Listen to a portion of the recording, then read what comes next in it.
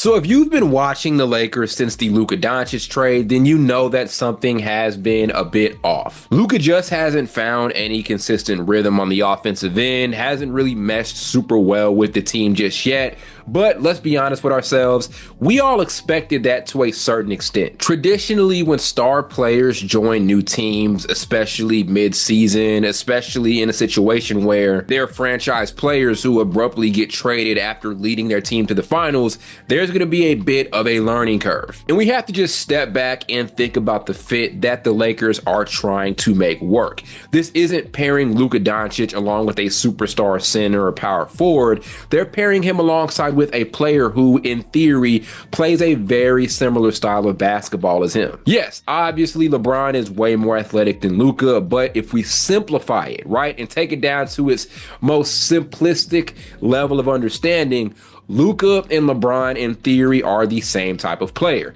Two elite perimeter threats with superstar level scoring and closing ability, but also superstar level playmaking ability. So making them fit on the court and finding an offensive system that isn't redundant is a massive challenge, and we've seen that early on. Before tonight's game against the Nuggets, he hadn't scored 20 points just yet. He was on a minutes restriction as well. The Luka that we got was not the Luka that we were used to seeing. But tonight, as I mentioned, they got presented with their first massive challenge as they played the Denver Nuggets along with Nikola Jokic, who right now, in my opinion, is the leading MVP candidate. And this game seemed like the ultimate measuring stick after games against the Hornets, the Blazers, and a few against the Jazz. This was the first time that the Luka Doncic and LeBron duo was matched up against a real contender. And in my opinion, not really my opinion, the obvious fact is they seriously stepped up to the plate. Luka looked extremely comfortable with both his playmaking and his scoring. What we're seeing is that even with him pairing with LeBron,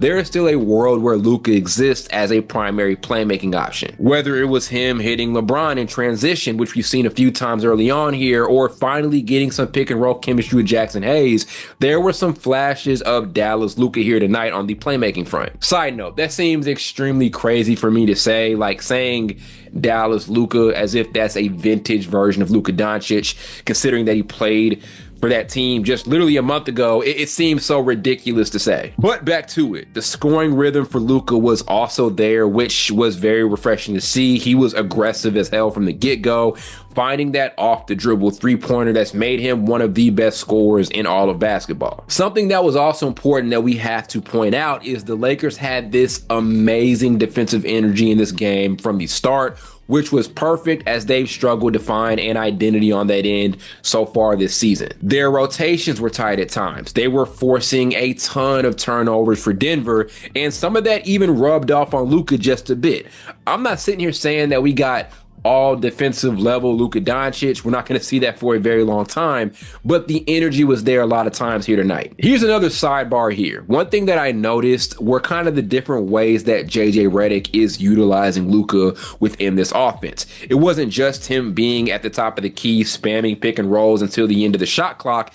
There was a multitude of ways in which he was being utilized and getting involved in the offense. And this is so important because at the age of 25, with him being a player who is looking to get into all-time conversations and him having that talent level, adding some diversity in your offensive attack is extremely important. So far here for the Lakers, and especially in this game, he's doing a ton of off-ball stuff here and there. Just him adding that to his repertoire is only going to make him more of a dangerous player sometime down the road. So this was the win that Lakers fans needed to see. There was also, on top of the defensive stuff, an amazing balanced scoring attack between their new big three in Austin Reeves, Luka, and LeBron. Each of them had 20 or more for the first time since the Luka trade. I don't know how long this defense thing is going to stay intact, but nights like this where you hold Nikola Jokic to 12 points shows that you have the potential to make it happen, and it's going to come down to effort. I know they were projected to struggle massively defensively after making that move to bring in Luka,